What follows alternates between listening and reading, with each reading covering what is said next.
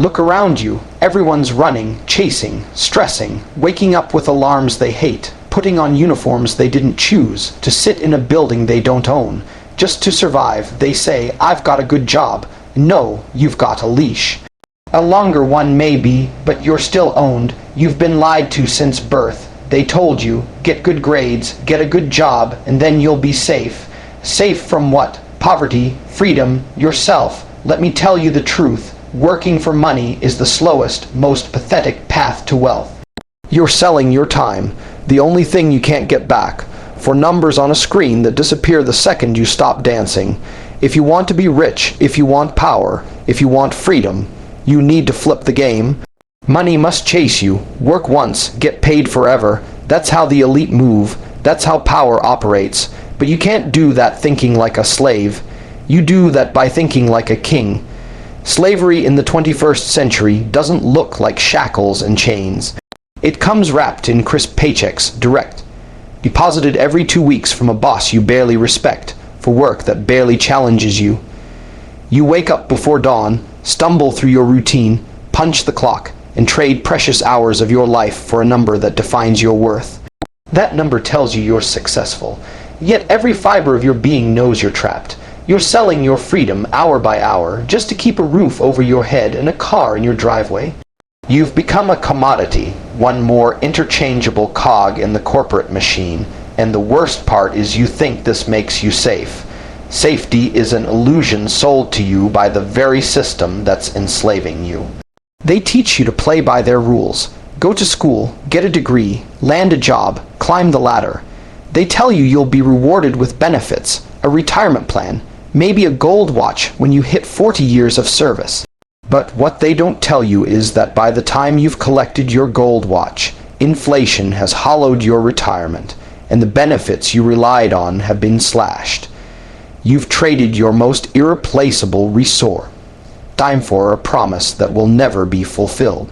Every second spent in a cubicle, every mindless meeting you endure, every forced small talk in the break room is time you'll never get back. You've mortgaged your life to someone else's agenda. You might argue that a steady paycheck means stability. But what happens when the market shifts? What happens when the company relocates overseas or automates your position? Your stability vanishes in an instant. They pull the rug out, and suddenly you're scrambling for survival. True stability comes from controlling your own income streams, from having money work for you instead of you working for money. But that idea real financial autonomy makes the powers that be sweat. If everyone broke free from the paycheck prison, who would build their infrastructure? Who would keep their empires running? They depend on your compliance. Let's be brutally honest. The average person is content collecting a paycheck because it feels safe. They're terrified of risk, terrified of change, terrified of responsibility. They'd rather stay shackled to a predictable grind than step into the unknown world of entrepreneurship, investment, and self-determination. Yet the greatest breakthroughs in history came from those who dared to reject the paycheck as the sole measure of success. They understood that true power lies in leveraging capital, ideas, and systems to generate income that transcends time. They didn't settle for a fixed salary, they built empires. Imagine waking up tomorrow and not worrying if your boss approves your time off. Imagine following your passions, investing in assets that grow while you sleep, and having multiple income streams that feed your ambitions rather than draining them. That's not fantasy. That's the blueprint of the financially free. But first, you have to recognize the paycheck for what it really is: modern day slavery. It conditions you to depend on an employer for your livelihood, to obey arbitrary rules, and to view rest as a reward rather than a necessity. Breaking those chains starts with mindset. You must shift from linear thinking, work equals money, to exponential thinking, assets equal wealth. It means learning to identify opportunities where you can deploy capital, whether that's buying real estate, starting an online business, trading stocks, or creating digital products. It means accepting that the path will be uncertain, that mistakes will be made, but also understanding that every mistake is a lesson that inches you closer to freedom. You'll need to build skills that employers can't automate or outsource: creative problem solving, persuasive communication, strategic planning, and you'll need to embrace risks, not recklessly, but calculatedly. Because in the world of wealth creation, risk is not the enemy, stagnation is. If you keep hoping your job will save you, you're already lost. The minute you stop fearing failure and start seeing it as fuel for growth, you'll realize that the paycheck isn't power. It's the handcuffs you've glorified. True power comes from owning the means of production, whether that's a business, investments, or intellectual property, and letting them pay you while you build, explore, and live. That's how you break free. You sit there, staring at the clock, watching the minutes tick away as if they're worthless. But those seconds you waste scrolling through someone else's highlight reel, those lunches you slog through even when you'd rather be working on your own idea, those hours you spend nodding along in pointless meetings, all of it adds up. You're trading the most irreplaceable currency you possess, time, for scraps of money that barely cover rent and bills. Every missed sunrise, every late night spent chasing someone else's dream, is a reminder that you're leasing your life to a system that doesn't care whether you win or lose. When you punch in at 9 and punch out at 5, you're signing a contract with mediocrity. You've decided that your worth can be quantified by an hourly rate, as if the true measure of your potential can be confined to a number on a paycheck. Meanwhile, the world moves on without you. The internet never sleeps. Markets shift in the background. Opportunities come and go in the blink of an eye. But you're chained to your desk, trading your most vital resource, your time, for a temporary illusion of security. Think about what time really is. It's the only thing you can't earn back.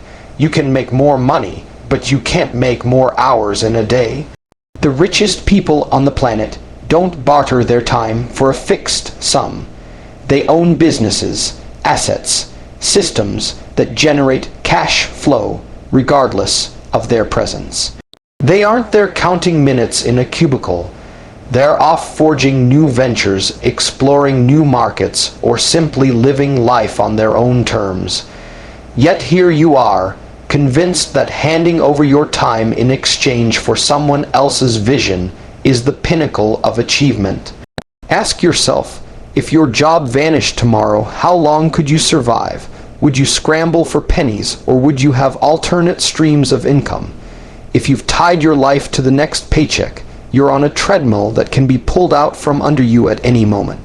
Companies downsize, industries automate, and bosses change their minds.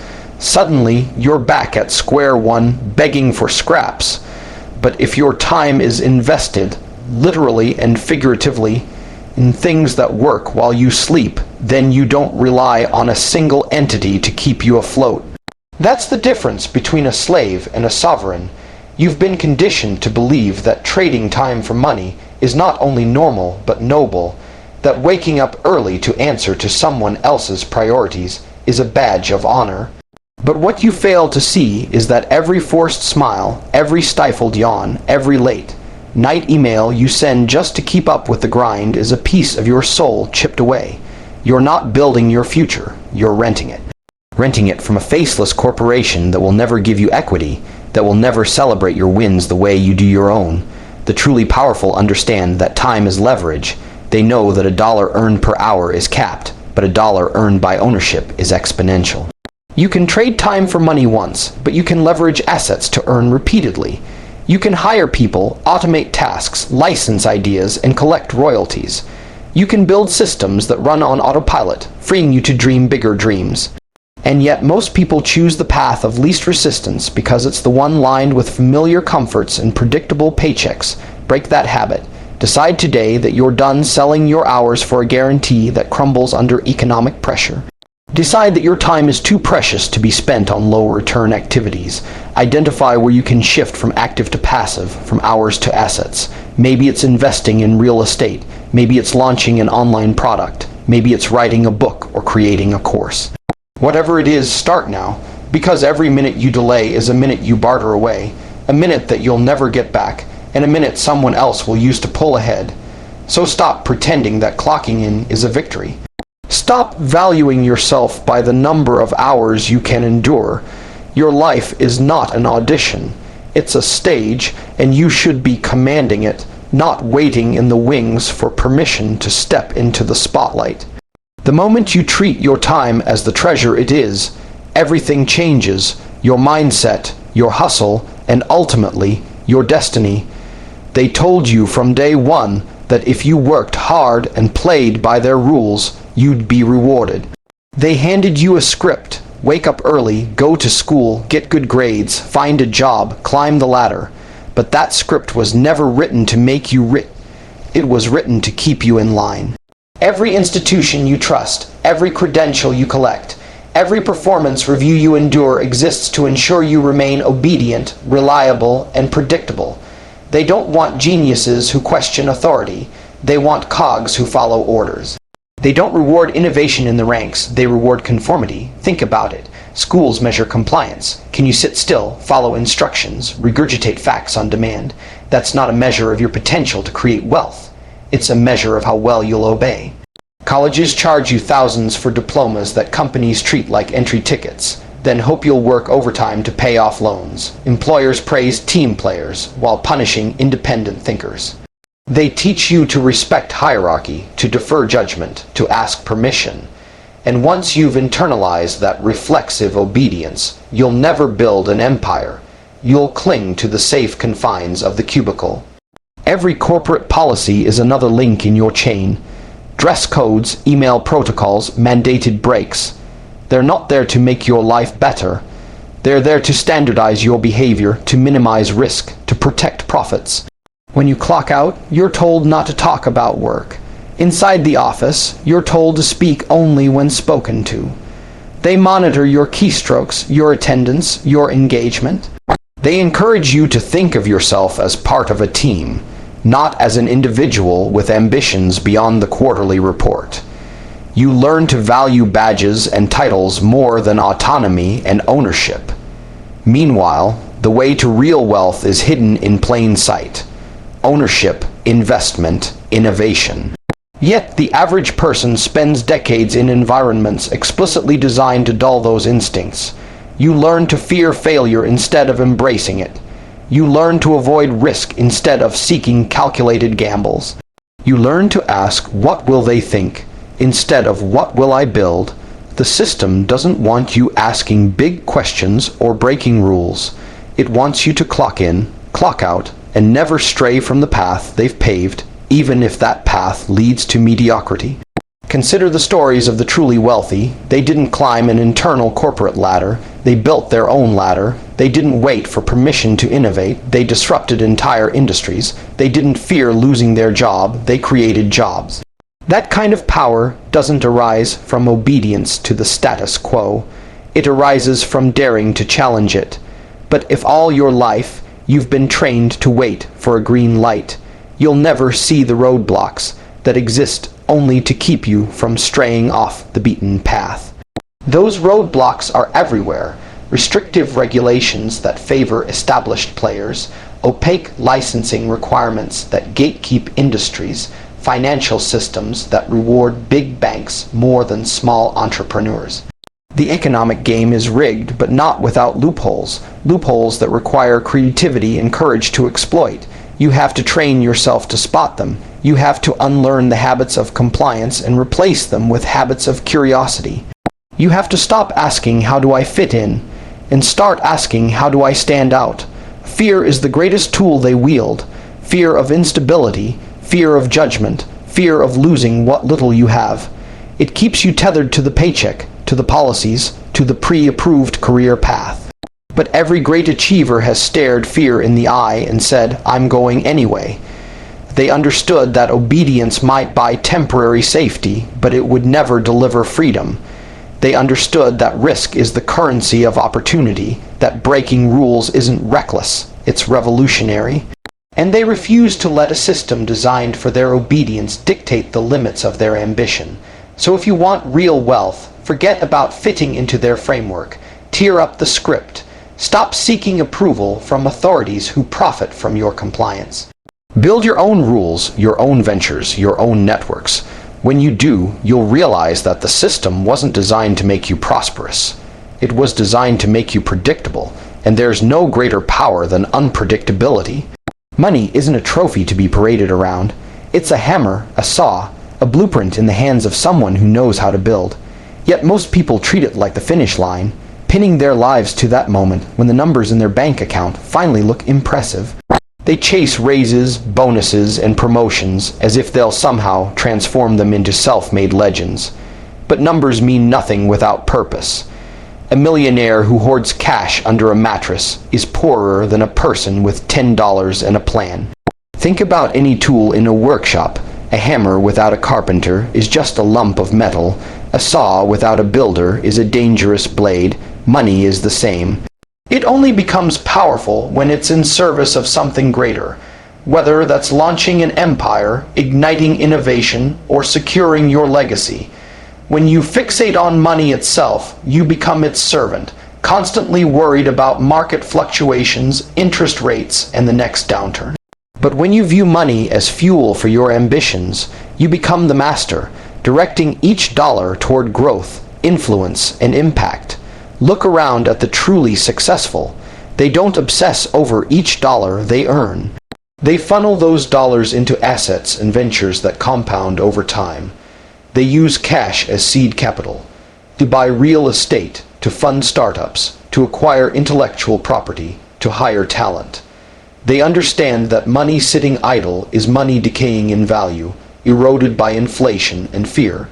A tool left in the corner gathers dust. A tool in use reshapes the world. There's a fundamental shift that must happen in your mind. You have to see money as energy, not as the end. Every dollar you earn should be assigned a job. Some of it goes into growth, investments that appreciate or produce income. Some of it goes into protection, insurance, legal structures, risk management. Some of it goes into reinvention, education, networking, skills that keep you relevant. When you treat money like an employee working under you, you stop hoarding and start deploying. You become a strategist rather than a saver. Saving money makes you comfortable. Deploying money makes you powerful. Comfort breeds complacency. It whispers, "You're safe now. Relax." But power demands action. It demands that you scout new opportunities, that you dance on the edge of uncertainty, that you challenge conventional wisdom. When you use money as a tool, every investment decision becomes a move on a chessboard. You're not just protecting your kingdom, you're expanding it. You're stacking your pieces, cornering markets, and creating checkmate scenarios that secure your financial independence. Most people never make this transition because they mistake scarcity for security. They sock away each paycheck in low-interest accounts, believing they're building a fortress. In reality, they're building a prison. Their money is imprisoned, unable to work, grow, or evolve. Meanwhile, the savvy investor is out there buying undervalued assets, renegotiating contracts, leveraging debt responsibly, and generating multiple revenue streams. They know that debt isn't evil when it's channeled through a high-performance machine. It's just another tool to magnify gains. The true toolmaster doesn't fear risk. They master it. They know which tools to use, when to sharpen them, and when to retire them. They understand that some projects will fail, but failure is a drill that hones their craft.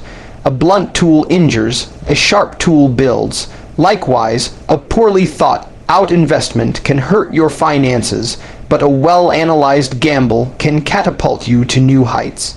And just as a craftsman inspects each tool before use, you must scrutinize every dollar you deploy. What's the expected return? What's the timeline? What's the worst case scenario? This mindset flips the entire game. Instead of asking, "How much money do I make?" you start asking, "How much value am I creating?" The two questions are worlds apart. Money making is reactive. You wait for someone to give it to you. Value creation is proactive. You deliver solutions people covet and command payment on your terms. Money follows value like iron filings to a magnet, but magnets don't hold the iron aligns itself to the magnetic field. You generate that field through your actions, your ideas, your vision.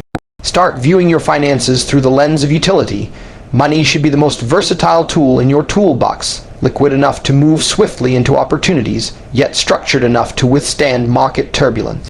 Allocate it like an engineer allocates resources, with blueprints, with projections, with contingency plans. When you do, you'll discover that your entire relationship with wealth transforms. You'll sleep better, think bigger, and act bolder. Stop worshiping money as the destination. Embrace it as the instrument. Treat each dollar like a member of your team, and you'll unlock forces you never imagined. You won't be chasing paychecks. Paychecks will be chasing you. Tools work for the builder, not the other way around, and once you become the builder, the world becomes your workshop. Your mind is the architect of your destiny, and every thought you entertain is a brick in the foundation of your future. If you allow fear, doubt, and complacency to rule your inner dialogue, you're laying the groundwork for a self-made prison. Every morning, you wake up and accept the status quo. You reinforce the bars of that cell. Other day spent chasing someone else's agenda. Another hour sacrificed to a boss who doesn't care whether you live or die. You convince yourself that comfort is safety, that a predictable paycheck is worth the cost of your dreams, and before you know it, your potential has been locked away behind mental walls you built yourself. On the other hand, if you feed your mind a diet of ambition, resilience, and unshakable self-belief, you're laying the cornerstone for an empire. Every challenge you embrace, every risk you take, every limit you smash becomes a tower rising toward the sky. When you wake with a burning purpose instead of an alarm clock, you're refusing to be confined by other people's rules. You're mapping your own territory, charting a course through unclaimed opportunity. You recognize that discomfort is the signal of progress, not a sign to retreat, and you lean into adversity because you know that hard battles forge strong leaders. The difference between those two mindsets isn't talent or luck, it's discipline. Prison, builders postpone discipline until tomorrow. Empire, builders seize discipline right now. They refuse to binge. Watch another series. They refuse to sleep in. They refuse to let doubt whisper you're not enough. Instead, they rise early to hone their skills. They dive deep into books and mentors. They surround themselves with people who push them higher. They understand that discipline compounds. One disciplined hour becomes many, and those hours add up to expertise, reputation, and unbreakable confidence. Your environment plays a role too, but only if you let it. Stay in a room of naysayers and small thinkers, and you'll absorb their limitations like a sponge. But seek out visionaries, entrepreneurs, and innovators, and you'll catch their light. Empire, builders curate their circles as meticulously as they curate their portfolios. They weed out toxicity and plant seeds of greatness. They recognize that a single conversation with someone who's walked the path can save you years of trial and error. They invest in relationships that elevate their mindset because they know that success is contagious. Belief is the rocket fuel for your mission. Doubt is the anchor that drags you into the abyss. Every time you choose faith over fear, you're inflating the sails of your ship, allowing you to ride the winds of opportunity. You have to train yourself to see obstacles not as roadblocks, but as puzzles to solve, each one offering the chance to innovate, to adapt, and to outmaneuver the competition. When your belief system is entrenched in possibility instead of limitation, you transform every setback into a springboard. But belief alone isn't enough. It must be paired with action. Daydreamers build castles in the air, while empire builders lay those castles bricks with sweat and perseverance. You must commit to showing up repeatedly, even when the outcome is uncertain.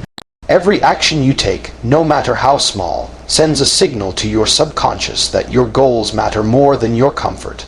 You become a doer, not a thinker, and in the land of wealth and freedom, doers write history. Failure will come and it will sting, but empire, Builders greet failure like an old friend who's come to teach a lesson. They disassemble every mistake, identify the misstep, and rebuild stronger. They don't wallow in self, pity, or blame external forces. They own the outcome and move forward. That attitude turns potential catastrophes into stepping stones. Meanwhile, prison. Builders see failure as proof of their inadequacy, retreating further into the cell of self, doubt tightening the bars around them. Ultimately, your mindset determines whether you wake up each day shackled by limitation or soaring on the thermals of possibility. It decides whether you spend your life renting time for money or owning assets that pay you in perpetuity. It dictates whether you accept the crumbs of someone else's table or build your own banquet. It governs every choice, every relationship, every risk, and every reward. The mind that builds a prison will suffocate under its own ceilings. The mind that builds an empire will outlive empires themselves.